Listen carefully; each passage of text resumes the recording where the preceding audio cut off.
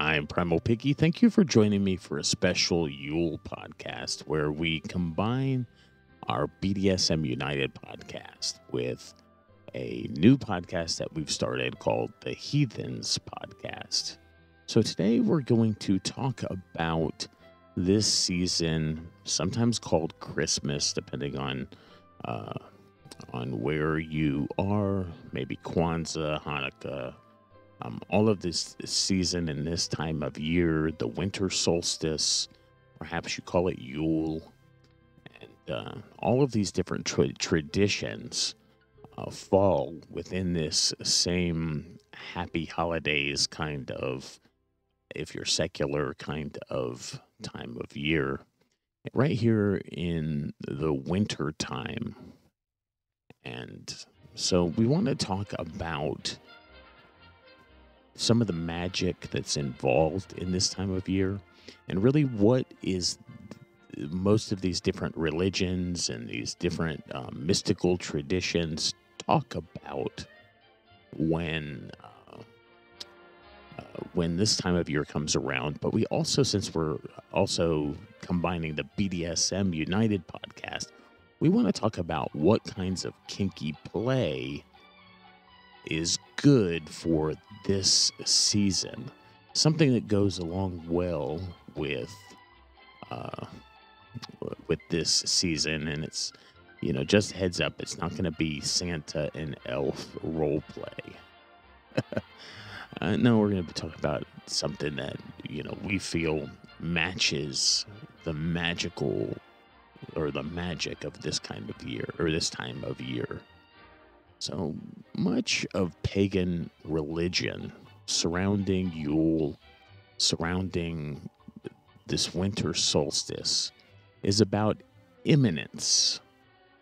To define imminence, it's a philosophy / theology, and it's it's the opposite of transcendence. Transcendence says that God exists like beyond the world, is like God is outside of the world looking in. Yet immanence means that God dwells within us. He exists in and through the created world, as opposed to being separate from and above the universe. This isn't just a Christian term, this is also very much an occult term as well. And so, how does imminence play out? Well, it plays out in this time of year in birth and rebirth. Ultimately, most of it can be right hand path or left hand path. But most of these religions are quite right-hand path that we really see in this time of year. And what does that mean? Well, that means that spirituality, is about gods and goddesses as they're represented in the physical world and sometimes the universe beyond. And by moving through life, aligning with the seasons as a spiritual metaphor, these magical adepts align themselves with the deeper mysteries of life and thus spirituality and magic. Ultimately, most right-hand path religions are about surrendering to a divine as a goddess or god or gods and or goddesses, and the path is taught in most paganism, neo-paganism, and also Christianity and some of the more mainstream world religions. Each year or season, speaking mostly about paganism, the magical adept moves deeper into the mysteries of life, into sexuality and death, and kind of follows this birth, life, death and rebirth kind of cycle from year to year, and it matches the seasons of like harvest and spring and summer and in winter when things grow, things begin to die, and then spring is like a rebirth, and summer is like a a fruitfulness and abundance, and then fall is like a harvest, and then we fall back into winter of death again. It's just kind of this cycle of life where the magical adept plays out this continual birth, or rebirth, birth, life, harvest, death, rebirth, just over and over again, all throughout their lifetime. And their magic, kind of flows and follows that. And so that's where we find ourselves in this Yule season, this winter season, this kind of shadowy season where we begin to process and live out that death, or those shadowy times when we look inside at and come to terms with some of our demons or dark places. And oftentimes paganism deals with both feminine and masculine energies, this life, death, celibacy, sexuality, happiness and sadness, and all other physical and emotional experiences are viewed through sacred lenses. And so we find ourselves in this season of Yule, and just this dark season, this winter solstice, which is the darkest day of the year. There's the least amount of light, from sunrise to sunset. And so, as opposed to that, there are left-hand path type practitioners, and it views paganism and divinity a lot differently. And gods and goddesses are forces of nature. They're analogies, they're representations of spiritual aspects of our collective consciousness. And, whether a practitioner of the left-hand path considers them real or not isn't really important, and it's left up to the individual practitioners to determine for themselves. This work of immanence is only worked as an initiatory experience and as a magical way to work with the darker forces at play within ourselves.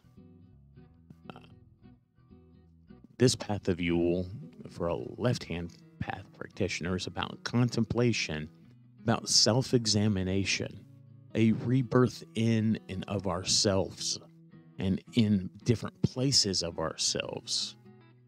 Things like habits that need to die, or practices in our life, or some of our demons, some of our some of the darker things in our life needing to die and need to be reborn into, or reinvented into, something different.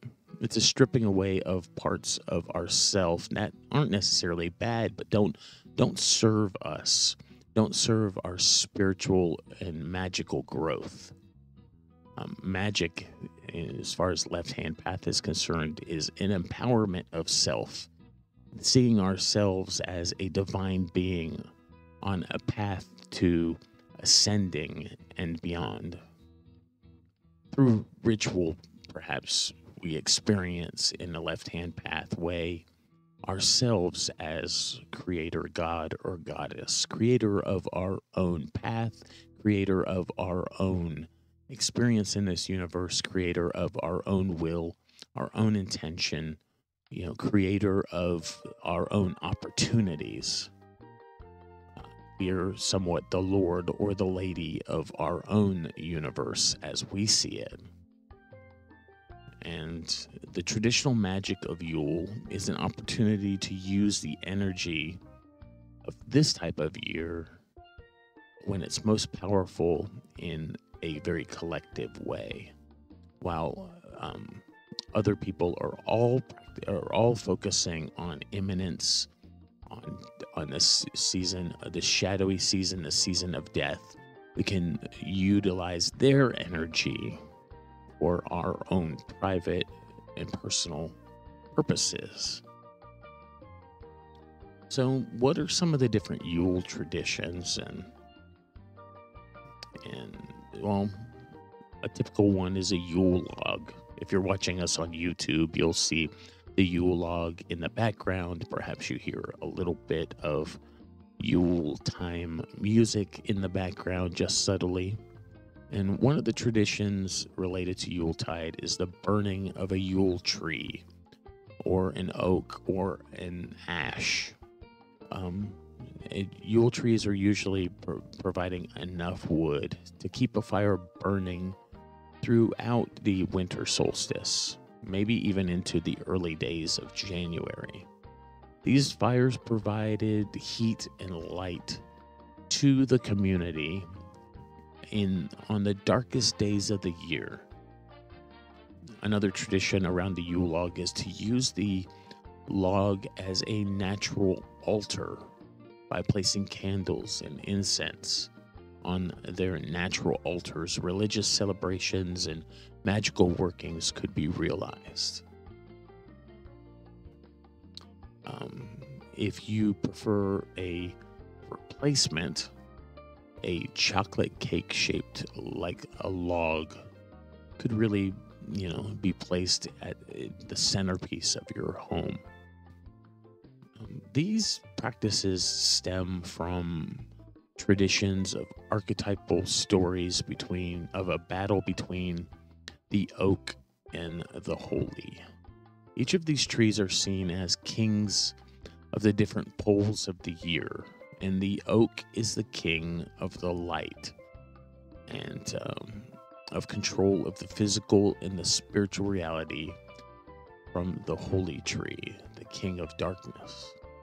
His victory brought light back into ascendancy again at Yule, and the magical symbolism is that the oak tree grows to a great height in the physical world while its roots reach far down deep into the soil.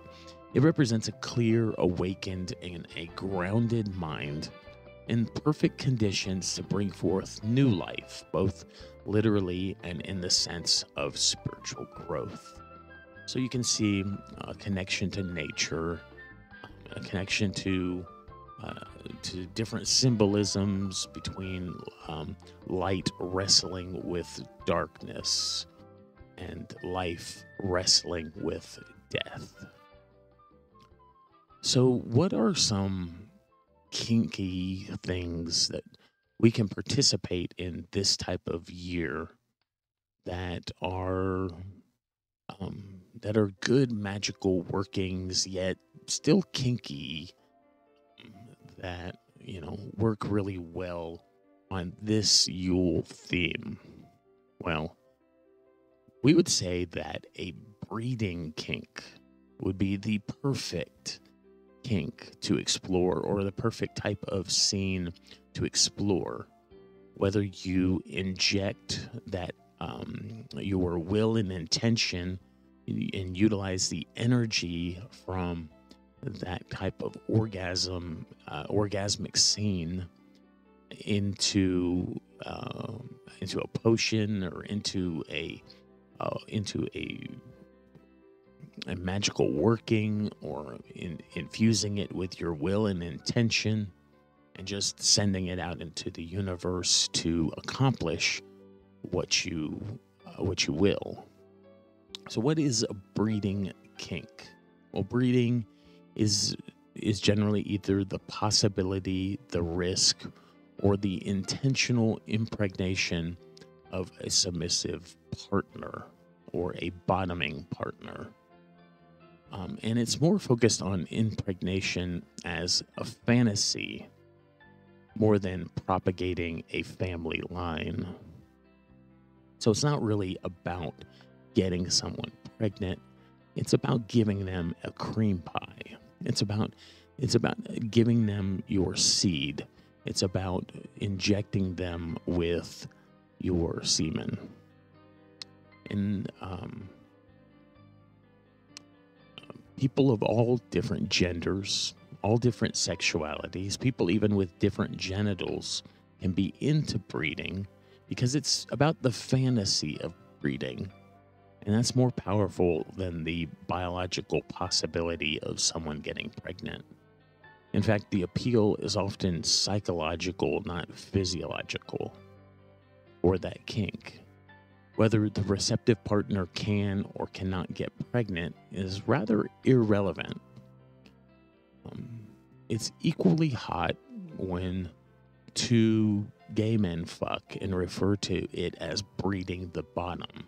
It's the fantasy aspect of it. And you could really utilize a squirting dildo or anything like that if it's people with two vulvas that are into the breeding kink. It could just be not so much even about injecting. It could be a pegging scene or something like that, or a dildo scene. Just some kind of phallic device that simulates being bred or breeding. And so it's, again, the fantasy aspect of it. And as with any fetish, that's really a lot of times the power of that dynamic, or that powerful dynamic, sorry. Independently of gender and sexuality of people involved in sex that involves breeding, there's this assumed idea that one partner is coming at the scene as a more top or a more dominant, and that they're sowing their seed while the other is more receptive, literally a receptacle for the other's desires, for the primal need to survive. It really kind of plugs into that fascination with sex and death and rebirth, with imminence, with injecting your godhood into another person, or taking kind of like a godhood over the person that you're breeding. It is also oftentimes somewhat dehumanizing. It is objectifying. It's often sometimes even utilitarian. It's kind of somewhat reductionism too. So it's utilitarian in the fact that it is about being used, being useful.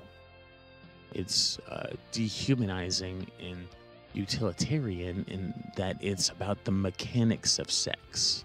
Sometimes it's about sex with a reproductive purpose. It's about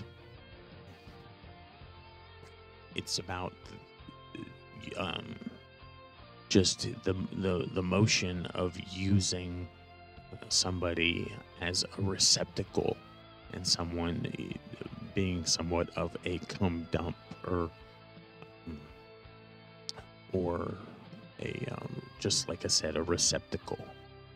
So there can be an emotional component to it, but for the person receiving, but there doesn't have to be. In other words, it can just be about being useful, being an object to be used.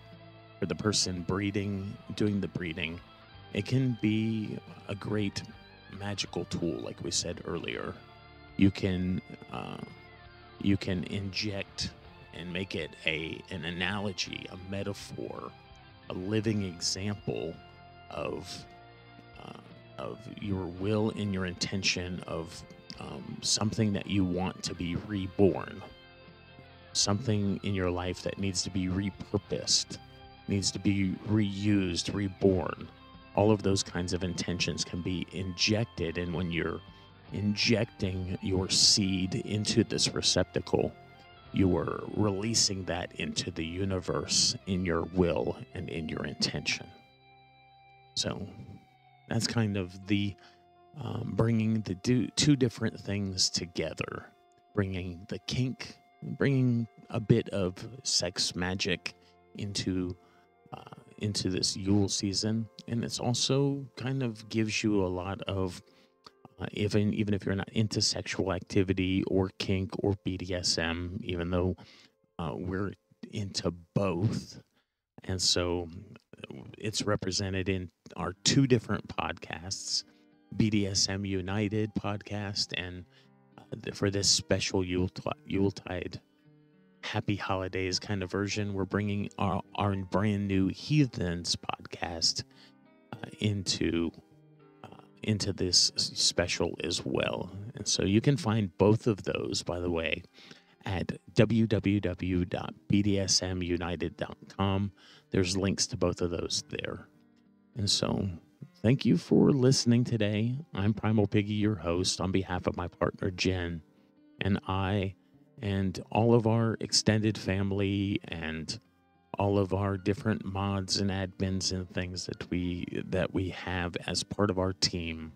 We just want to wish you a happy holidays, and may you get the most out of this time of death and rebirth in this shadowy winter time of year. Really use it. We really encourage you to use it for your greatest will and your greatest intention, and really get the most out of this season. It's been a joy talking with you today, and as always, we'll talk to you again soon.